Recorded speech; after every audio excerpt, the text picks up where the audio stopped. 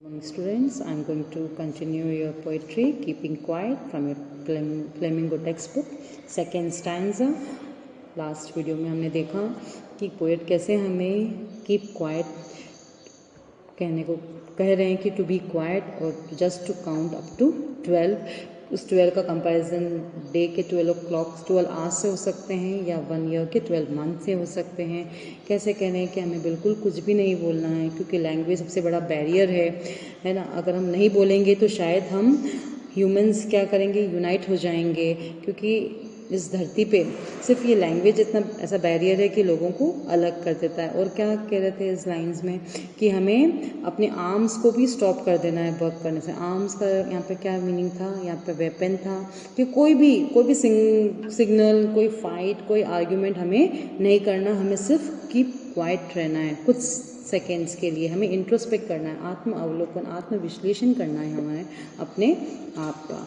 तो हम अभी नेक्स्ट इस पोएम का सेकेंड स्टैंजा पढ़ेंगे। It would be an exotic moment without rush, without engines. We would all be together in a sudden strangeness. Fishermen in the cold sea would not harm whales, and the man gathering salt would look at his hurt hands. अब यहाँ पे poet different examples दे रहे हैं हमें किस चीज़ के लिए। जब अगर कोई व्यक्ति कुछ नहीं करेगा तो क्या क्या होगा, है ना, क्या होगा, बहुत कैसा मोमेंट होगा वो यहाँ पे पोएट समझा रहे हैं। क्या समझा रहे हैं? When everything will come to stand still, यानी सब कुछ अगर स्टिल हो जाएगा, जैसे उन्होंने निर्देश दिए थे कुछ नहीं करना है, यू शुड बी क्वाइट, तो क्या हो जाएगा, सब कुछ स्टिल हो जाएगा। It will be a rare situation, बहुत ही कभी भी ऐसा सिचुएशन देखने को नहीं मिला, बहुत रेयर वो सिचुएशन होगा जब शायद कोई भी कुछ भी नहीं करेगा। No one will be in hurry, कोई भी जल्दबाजी में नहीं रहेगा क्योंकि कुछ नहीं करना है, सब शांत रहेंगे, है ना। और there will be no engines running, यानी कुछ भी काम नहीं चलेगा, कहीं भी काम नहीं चलेगा, सबको उन्होंने निर्देश दिया टू बी क्वाइट। तो रेयर सिचुएशन है, रेयर सिचुएशन, रेयर सीन होगा देखने को कि कोई जल्दबाजी नहीं होगी किसी के साथ, कोई इंजन्स वर्क नहीं करेंगे, एवरीवन विल बी काम एंड क्वाइट, है ना। United with each other in a strange atmosphere, एक साथ यूनाइट रहेंगे, बिल्कुल बहुत ही अजीब से वातावरण में, कभी ऐसा नहीं हुआ। It will be strange because it has never happened earlier, ऐसा कभी पहले नहीं हुआ इसलिए वो स्ट्रेंज है ना। It no person will be harming any other person, कोई व्यक्ति दूसरे व्यक्ति को कोई हार्म नहीं करेगा क्योंकि नेचुरली जो भी प्रोसेस हम करते हैं, हर क्षण हर घड़ी हम किसी ना किसी को नुकसान पहुंचा रहे हैं। अगर हम कुछ नहीं करेंगे तो हम शायद वो नुकसान नहीं पहुंचाएंगे किसी भी लिविंग बीइंग को यहाँ पर, है ना। और either for food or to earn his livelihood, हम क्या करेंगे, no person will be harming any other living being either for food or to earn his livelihood। यही बोल रहे हैं कि हम हार्म क्यों करते हैं, हम अपने भोजन की तलाश में हम कुछ भी ऐसा काम करते हैं जिससे नुकसान पहुंचाए, या हमारी आमदनी रोज़मर्रा की ज़रूरतों को पूरा करने के लिए हम जो अर्निंग करते हैं वो हम किसी को नुकसान पहुंचाते हैं शायद, अगर हम करते हैं तो कुछ भी काम जो भी हम करते हैं ऐसा नहीं करेंगे तो शायद हम किसी को भी हार्म नहीं पहुंचाएंगे।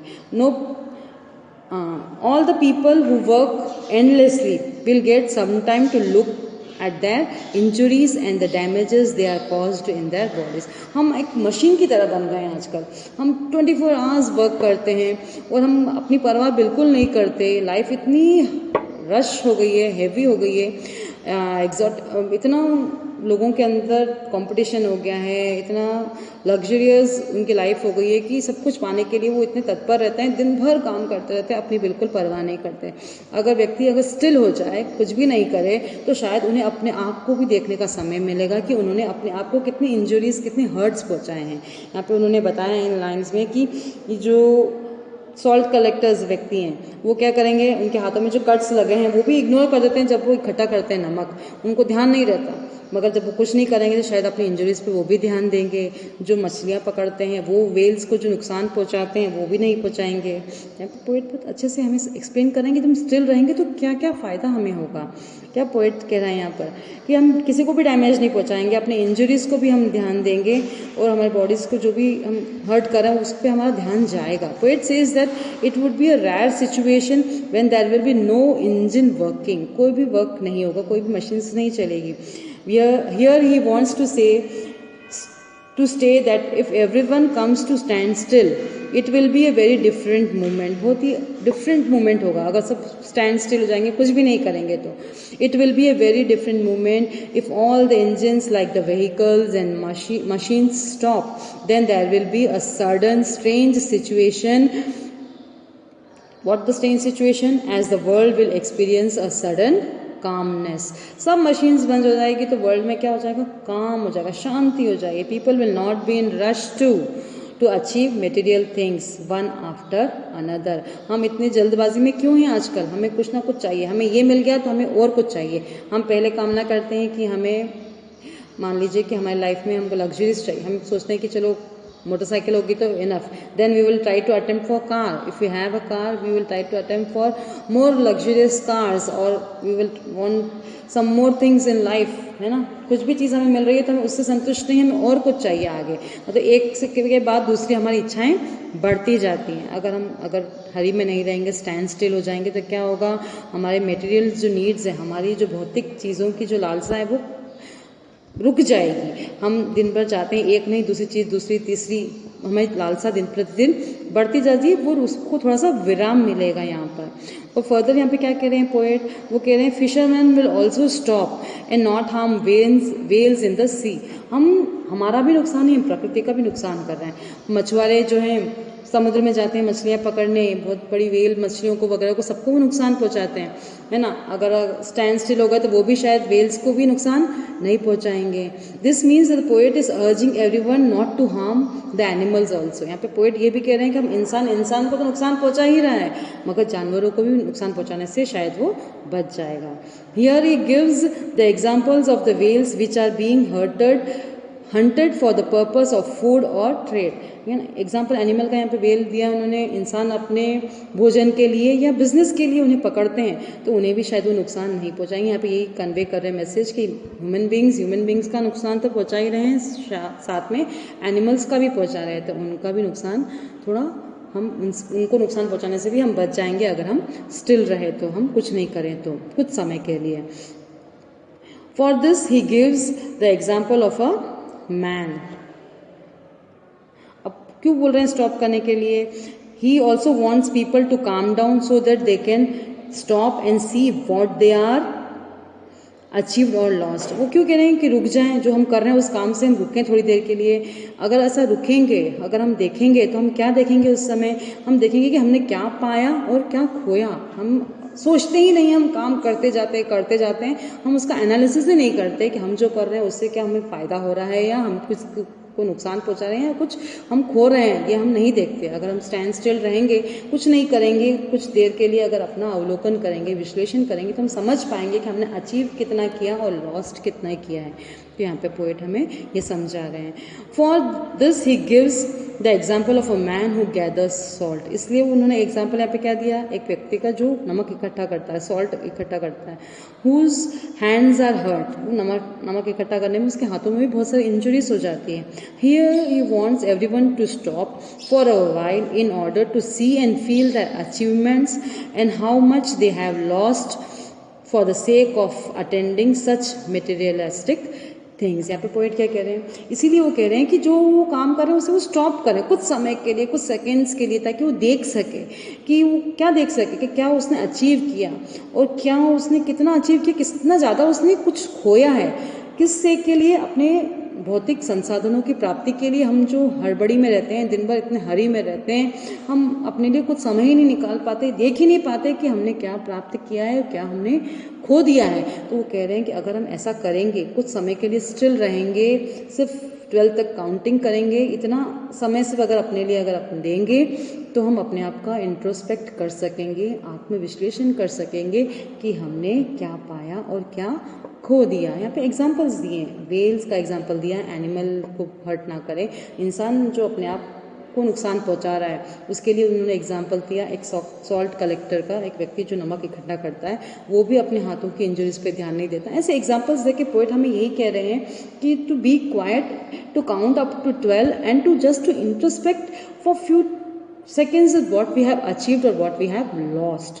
यहाँ पे इन लाइंस में पोइट हमें यही एक्सप्लेन करना चाहते हैं। तो इसमें क्या लिटरेरी डिवाइसेस भी यूज़ हुए देखते हैं। एलिट्रेशन यूज़ हुआ है, वी वुड में डब्ल्यू जो साउंड है वो यहाँ पे एलिट्रेशन को डिफाइन कर रहा है। और रिपीटेड वर्ड है सडन, स्ट्रेंजनेस, एस वर्ड जो रिपीटेड है यहाँ पर, एस साउंड रिपीटेड है। और एक और कुछ साउंड जो रिपीटेड यहाँ पर वो है his hurt hands, H sound यहाँ पर रिपीटेड है।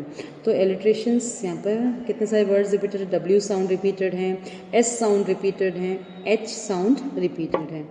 तो ये हमने यहाँ पर इस सेकेंड स्टैंजा में ये देखा कि पोइट हमें कैसे डिस्क्राइब कर रहे हैं कि हमें क्या करना चाहिए हमें कुछ समय के लिए इंट्रोस्पेक्ट करने के लिए। अब थर्ड स्टैंडर्ड में पोएट क्या कह रहे हैं देखें। Those who repair green wars, prepare green wars, wars with gas, wars with fire, victory with no survivors, would put on clean clothes and walk about with their brothers in the shade doing nothing. What I want should not be confused with total inactivity. Life is what it is about. I want no truck with death. यहाँ पे इस stanza में poet क्या explain कर रहे हैं। The people who exploit the green wealth of nature by deforestation of mining or fishing in the deep seas, and the soldiers who use weapons to kill fellow human beings need some time to introspect into the consequences of their actions. यहाँ पे poet क्या कह रहे हैं कि जो व्यक्ति green wealth of nature, मतलब हम जो फॉरेस्ट को डिफॉरेस्ट करते जा रहे हैं माइनिंग्स के पर्पज से, हमारे रोज़ की ज़रूरतों के कारण हम फॉरेस्ट को ख़त्म करते जा रहे हैं, हम माइनिंग्स के लिए ख़त्म करते जा रहे हैं, फिशिंग्स के लिए हम समुद्रों को नुकसान पहुंचाते जा रहे हैं।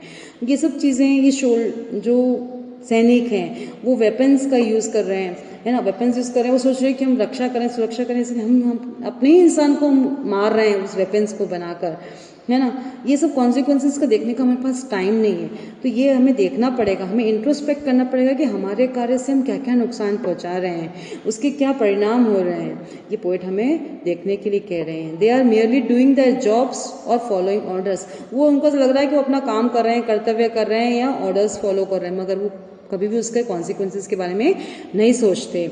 ही wants them to put on new clothes, therefore to adopt a new approach towards life and to realize the killing so many people is not a victory. यहाँ पे पोएट क्या कह रहे हैं कि नए आवरण डालने का मतलब क्या है यहाँ पर, कि हम नए जीवन की तरफ अप्रोच करें, लाइफ की तरफ अप्रोच करें, हम रियलाइज करें कि हम क्या कर रहे हैं, हम एक दूसरे को मार रहे हैं, हरा रहे हैं, ये हमारी विक्ट्री नहीं है। He wants all of us to be united as one, considered our enemy to be our brother. He is promoting brotherhood, peace and unity. He does not want us to stop our works, but to take some time and analyze the results of the deeds. यहाँ पर poet क्या कह रहे हैं कि हमें analyse करना है कि हम जो काम कर रहे हैं उसके कॉन्सिक्वेंसेस क्या हैं, उसके परिणाम क्या हैं, उससे क्या हो रहा है, कितना हम नुकसान कर रहे हैं, अपना भी और अपने भाई बंधुओं का भी। सिर्फ एक एनालिसिस करने की वो कह रहे हैं हमें कि हमें इंट्रोस्पेक्ट करके सिर्फ ये अवलोकन करना है कि हमारे इस कार्य से कितनों को हम नुकसान पहुंचा रहे हैं, उससे क्या परिणाम सामने आ रहे हैं। इस स्टैंजा का और एलॉबरेट एक्सप्लेनेशन नेक्स्ट वीडियो में मैं कंटिन्यू करूंगी। होप आपको दो स्टैंजा के एक्सप्लेनेशन क्लियर अब यहाँ पर समझ में आए होंगे। Thank you.